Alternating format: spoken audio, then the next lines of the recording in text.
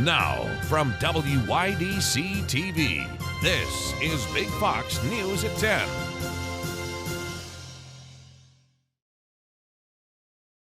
The Memorial Day weekend is winding to a close, but it may serve as the starting line for the next big battle in politics.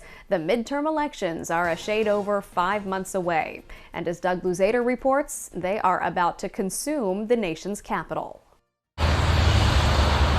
If you drive and gas up this Memorial Day holiday, you'll be confronted with what could be one of the prime issues right now for the midterm elections. Look, this is going to be the most expensive gas that's ever been on Memorial Day. Republicans expect rising inflation and a sagging economy to figure prominently as they hope to win big in the November elections, now just over 5 months away.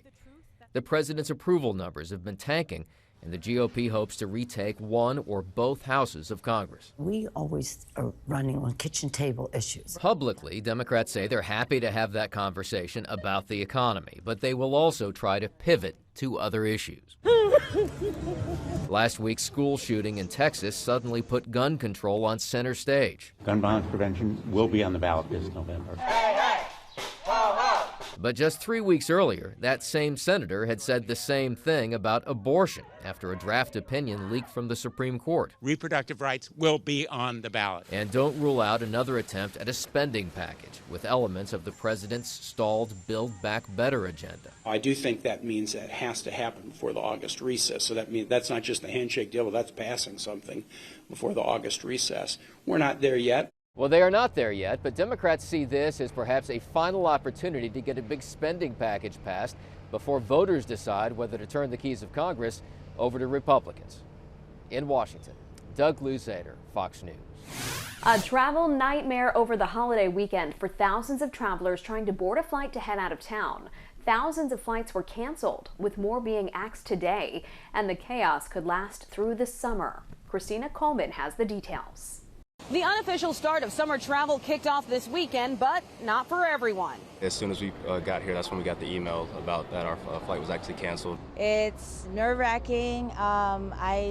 I'm not happy. Widespread cancellations, grounding thousands of flights over Memorial Day weekend, with more than 5,000 flights worldwide axed since Friday, according to FlightAware. That number increasing on Monday, one of the busiest travel days. By the time that they actually tell you the flight's delayed, you're already in the Uber on the way to the airport, and then you're there, and then it's delayed and delayed and delayed again. Delta Airlines scrubbing more than 400 flights on Saturday and Sunday, the most of any airline. The carrier blamed those cancellations on bad weather and air traffic control issues. Other factors contributing to the airline delays and cancellations for the estimated 3 million Americans traveling this holiday weekend: reduced staffing and COVID creating unplanned worker absences. The travel industry is working as hard as it can to make things smooth for passengers. This as inflation is hitting travelers in the wallet, with summer airline ticket prices taking off.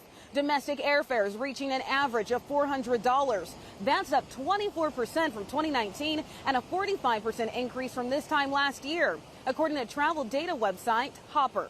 It's definitely more expensive, but the planes are full, so supply and demand. In fact, the airlines don't have enough staff, so I don't really see it coming down too soon. Despite the rising costs, roughly 6 in 10 Americans are still planning at least one summer trip. Reporting in Los Angeles, Christina Coleman, Fox News. President Biden and Vice President Harris honoring America's fallen soldiers this Memorial Day. The pair arrived at Arlington National Cemetery on Monday to mark the 145th National Memorial Day observance. Among the events planned for this year's holiday, the president participated in the laying of a wreath at the tomb of the unknown soldier as a way to give thanks to the men and women who gave their life while serving in the U.S. military. The idea of the United States of America. And today, as a nation, we undertake a sacred ritual to reflect and remember, because if we forget the lives that each of those silent markers represent, mothers, fathers, siblings, spouses, children, if we forget what they sacrificed, what they made, so that our nation might endure strong, free, and united, then we forget who we are. Today's ceremony marked the first Memorial Day celebration at the cemetery since 2019 due to coronavirus-related concerns over the past few years. With summer just around the corner, here are some tips to avoid getting Lyme disease. According to Dr. Dan Sullivan from the Cleveland Clinic, some of the ways to prevent this illness are using insect repellent and covering up when going outside. He suggests doing a tick check after being outdoors, check behind your knees and arms and also your scalp. And in case of being bitten, check if it develops into a big rash or if you experience any headaches or breathing issues. Sullivan recommends you go to the doctor to stop the disease early on. Comedian Bill Cosby faces a civil lawsuit for alleged sexual assault. The lawsuit was brought by Judy Huth, who claims Cosby molested her as a teen in 1974 at the Playboy Mansion in Los Angeles. Huth's case is one of the last remaining civil lawsuits the actor faces after settling multi-million-dollar cases with at least 8 women. The 84-year-old Cosby was freed from prison last year after his sex assault conviction was overturned in Pennsylvania in the case of accuser Andrea Constand. Cosby had said he will not attend the latest civil proceedings, which are set to begin on Wednesday. The first funerals are starting this week for the 21 victims of the shooting massacre at Robb Elementary in Uvalde, Texas. This following a somber visit from the Bidens on Sunday. Casey Stiegel is in Uvalde, Texas with more. The most difficult days could be ahead in Uvalde, Texas, where funerals are getting underway for the victims of the massacre at Robb Elementary. Today, the first young victim will be honored, a 10-year-old honors student, just one of 21 killed, including 19 children. President Biden and the First Lady traveled here on Sunday to meet with first responders and families of the victims. At Robb Elementary, the president was seen wiping away tears. He's floated the idea of tearing down the school and building a new one. Later, at a nearby church, he told protesters he plans to take action on gun control.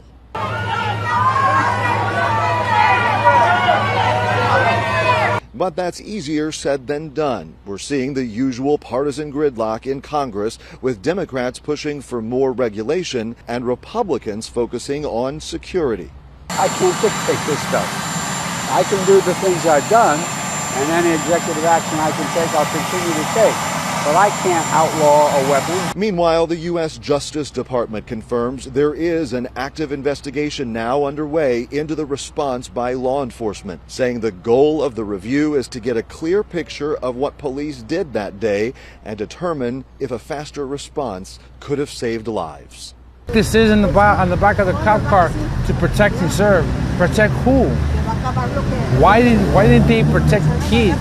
Protesters here say they will keep pushing for action, telling us if a shooting could happen here, it could happen anywhere. That's the latest from Uvalde, Texas. Casey Stiegel, Fox News. Art fans were left stunned over the weekend after someone smeared cake on the Mona Lisa. According to bystanders, a man disguised as an old woman jumped from a wheelchair and tried to smash the bulletproof protective glass covering the piece of art. But when that didn't work, he ended up smearing cake on it. Protester also said the demonstrator did it as a form of environmental protest. He was quickly taken away by security, and a staffer cleaned the cake off the glass. Thieves behind a brazen robbery have made off with a religious artifact valued at over $2 million after cutting it out of a Catholic church in Brooklyn. Jessica Cunnington has the story. Here's your local stock market update from Big Fox.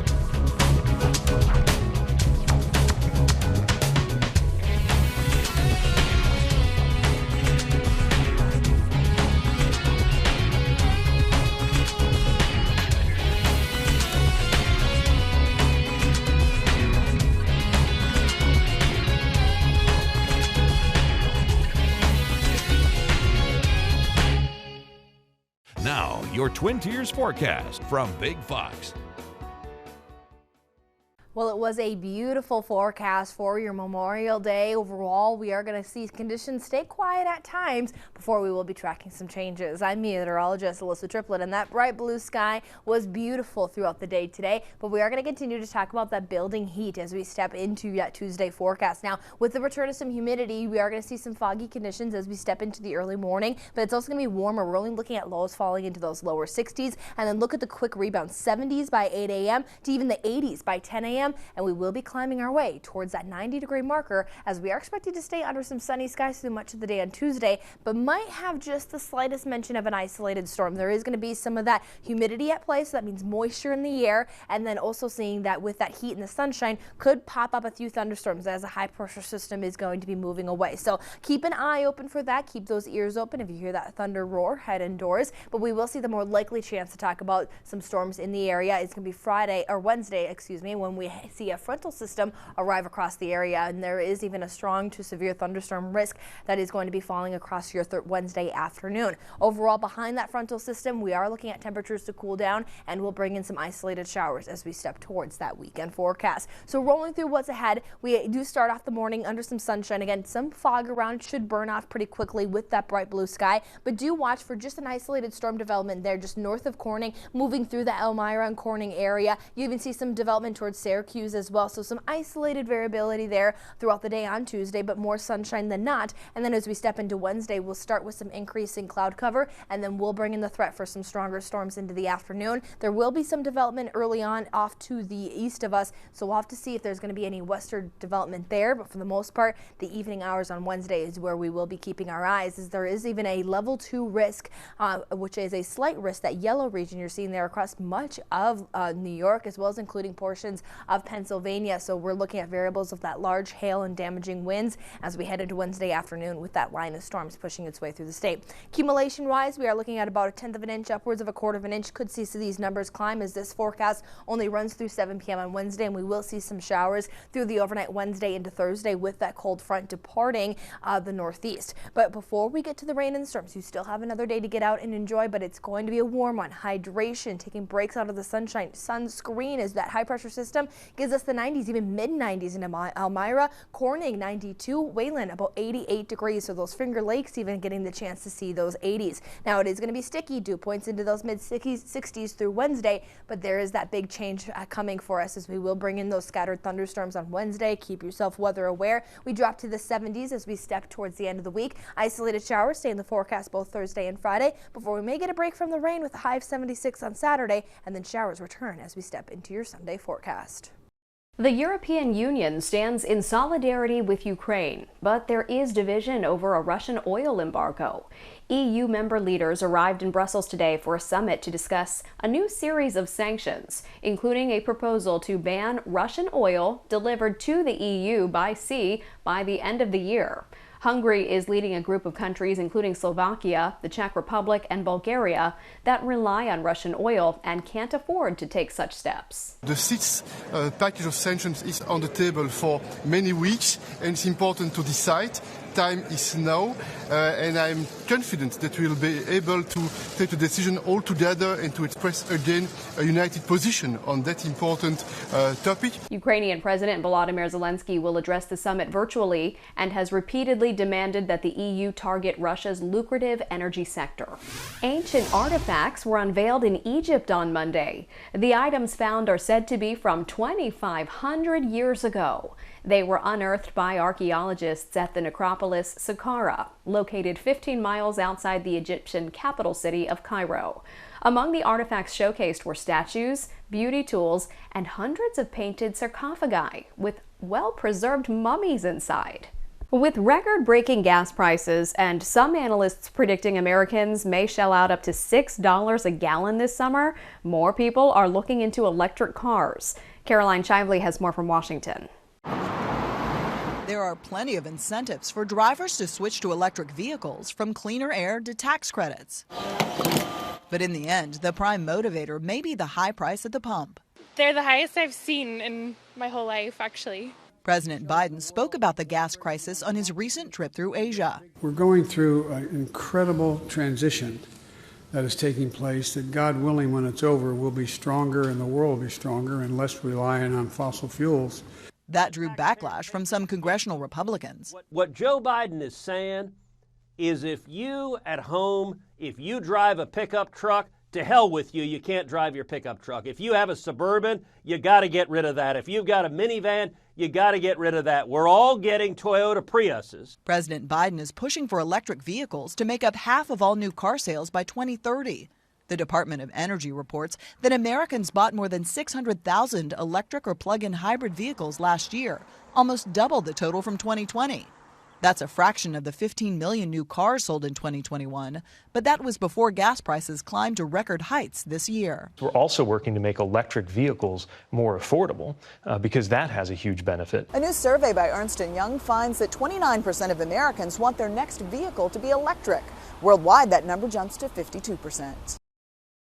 A new study suggests spending more on cancer treatments might not affect the end results. Some researchers from Yale University and Vassar College found that countries investing more in cancer care didn't lessen the death totals. Analysts studied the data from 22 countries with the highest annuity, including the U.S., which spends $200 billion yearly.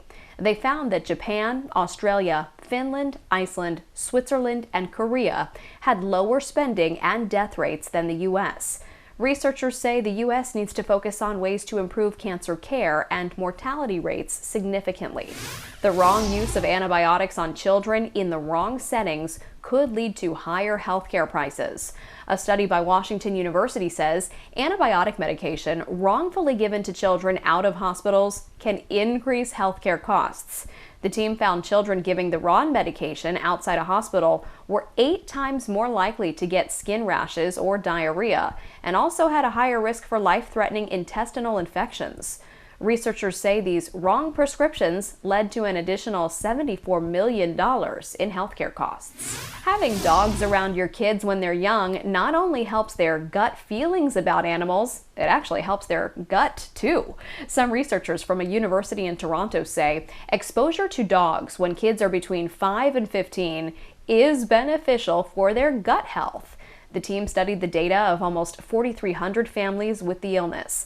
They found having the canines near gave them a better microbial balance in the gut region and helped to lower their chances of Crohn's disease, which affects nearly 500,000 people in the U.S. A coyote sneaks into a California home through a doggy door, and it's caught on camera. Travis Rice has the story. Well, the homeowner tells me she hadn't locked the dog door that night. Over the weekend, she was watching TV with her beagles when a coyote decided the side yard wasn't good enough. To a confident creature, a dog door is a meaningless plastic flap. Video out of Woodland Hills shows a coyote enter a home through the dog door. I'm like, oh my gosh. I can't believe what I'm seeing. Julie Levine was home with her beagles early Saturday morning. Luckily, thankfully, the dogs didn't realize it. I didn't realize it. Spent about 3 minutes inside the house, and he kind of slinked his way out. Levine says she learned of the intruder after it left because Kobe, Lemon Drop, and Bob started sniffing the hallway. And then we figured it out after the fact because the dogs started tracking the scent of the coyote, and that caused me to look in my surveillance cameras. Her cameras capturing it saunter over the narrow wall she shares with her neighbor before spending 3 minutes in her home. We thought maybe it made a PB&J sandwich and kind of didn't clean up after himself, but no, really. He probably just kind of sniffed around the hallway. He probably saw us sitting there and realized he was kind of outnumbered, and he just kind of slinked away. Her neighbor across the street with this encounter 2 weeks ago. A neighbor, they showed me the video of them chasing what we believe is the same coyote out of his yard 2 weeks ago, and then finding out that actually a neighbor's dog down the street was actually attacked by probably this same coyote. Hey there, at the Fix Plan, Julie from Canine Rescue Connection coming at you today. Levine runs a nonprofit dog rescue and says the incident is just a reminder that nature is never too far away. I mean, we have to outsmart these guys. You know, we're not going to be able to get rid of them. We want to leave you with a smile, and on this day it's time to cherish your flowers on National Water a Flower Day. Today is the best chance to take special care of your garden or those flowers desperately needing water since maybe a couple days ago. Or water that plant you recently planted in your garden, or in that pot, which will need water almost every day. Don't forget to celebrate this day by sharing some fresh watered flowers with a friend or spreading the word on social media using the hashtag #WaterAFlowerDay. From our whole team, thanks for joining us, and we hope you have a great rest of your day.